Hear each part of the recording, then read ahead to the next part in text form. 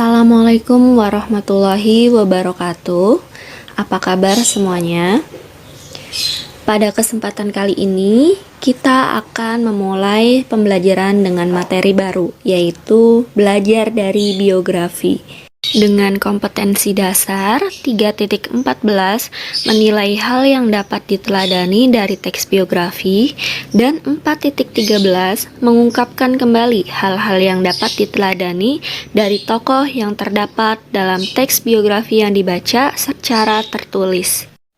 Dan tujuan pembelajaran melalui pendekatan saintifik dengan menggunakan model pembelajaran problem-based learning, peserta didik mampu mengidentifikasi peristiwa dalam teks biografi dengan tepat sehingga dapat mengungkapkan kembali hal-hal yang dapat diteladani dari tokoh dalam teks biografi yang dibaca secara tertulis dengan baik. Lalu, apa itu biografi? Apa perbedaannya biografi, autobiografi dengan biodata? Nah, mari kita simak sama-sama video pembelajaran berikut. Biografi adalah riwayat hidup seseorang yang ditulis oleh orang lain. Dalam biografi disajikan sejarah hidup, pengalaman-pengalaman, sampai kisah sukses orang yang sedang diulas. Lalu ada autobiografi. Autobiografi adalah catatan riwayat hidup yang isinya ada sejarah hidup, pengalaman-pengalaman, atau perjalanan karir yang ditulis oleh sendiri. Selanjutnya ada biodata.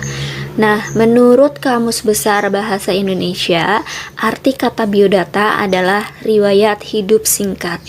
Berikut contohnya, terdiri dari nama, tempat tanggal lahir, agama, pekerjaan, kewarganegaraan, alamat, dan lain-lain.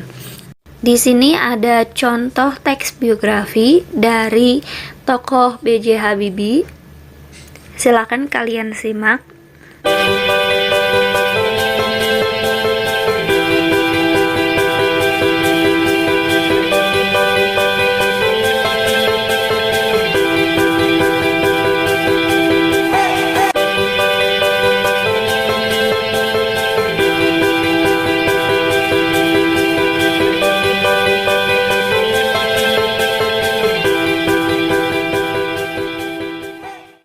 Kita lanjut ya.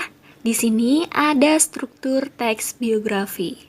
Yang pertama, ada orientasi. Orientasi berisi informasi mengenai latar belakang kisah atau peristiwa yang akan diceritakan. Selanjutnya, ada kejadian atau peristiwa penting. Pada bagian 2 ini, berisi rangkaian peristiwa yang disusun secara kronologis sesuai urutan waktu yang meliputi kejadian-kejadian utama yang dialami oleh tokoh atau seseorang. Yang terakhir ada reorientasi. Pada reorientasi ini berisi komentar evaluatif atau pernyataan simpulan mengenai rangkaian peristiwa yang telah diceritakan sebelumnya. Selain struktur, ada pun ciri-ciri dari teks biografi. Yaitu yang pertama, isi biografi dibuat berdasarkan fakta. Yang kedua, gaya penulisan biografi dibuat dalam bentuk narasi, sehingga lebih menarik dan enak untuk dibaca. Yang ketiga, ada kisah yang menarik dan menginspirasi dalam kehidupan tokoh biografi, sehingga bisa mempengaruhi atau bisa diteladani oleh pembaca. Yang keempat, biografi juga mengandung hal-hal yang bisa memotivasi seseorang sehingga bisa mencontoh atau meneladani kehidupan tokoh dalam biografi tersebut. Setelah ciri-ciri, berikut jenis-jenis dari teks biografi. Yaitu yang pertama, ada berdasarkan sisi penulis, terdiri dari autobiografi dan biografi. Yang kedua ada berdasarkan penerbit, terdiri dari buku sendiri dan buku subsidi.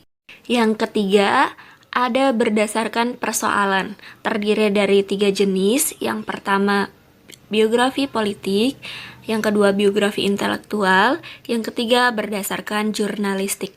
Yang keempat, ada berdasarkan isinya, yang terdiri dari 2 jenis. Yang pertama, biografi perjalanan hidup. Yang kedua, biografi perjalanan karir. Selanjutnya, ada berdasarkan izin penulisan. Ada autoris biografi. Yang kedua, unautoris biografi. Setelah itu, kita akan mempelajari bagaimana meneladani kepribadian tokoh biografi. Nah, di sini ada contoh teks biografi dari biografi B.J. Habibie. Dapat dilihat yang pertama ada seorang tokoh panutan. Ini salah satu kepribadian unggul dari B.J. Habibie. Selanjutnya, ada kepribadian unggul pada paragraf kedua. Dapat dilihat ada kalimat Habibie telah menunjukkan kecerdasan dan semangat tinggi pada ilmu pengetahuan. Dan di akhir kalimat ada Habibie muda menghabiskan 10 tahun untuk menyelesaikan studi S1 hingga S3 di Aachen, Jerman. Selanjutnya, pada paragraf ketiga, di akhir kalimat terdapat pernyataan bahwa Habibie telah menyelesaikan studi S3-nya dan mendapat gelar Doktor Insinyur atau Doktor Teknik dengan indeks prestasi summa cum laude. Itulah beberapa kepribadian unggul dari tokoh B.J. Habibie yang dapat diteladani dan memotivasi kepada para pembaca agar dapat menjalani kehidupan yang baik dan mengisi hidup dengan karya yang bermanfaat. Sekian pemaparan materi pada video ini. Kurang lebihnya mohon maaf. Wassalamualaikum warahmatullahi wabarakatuh.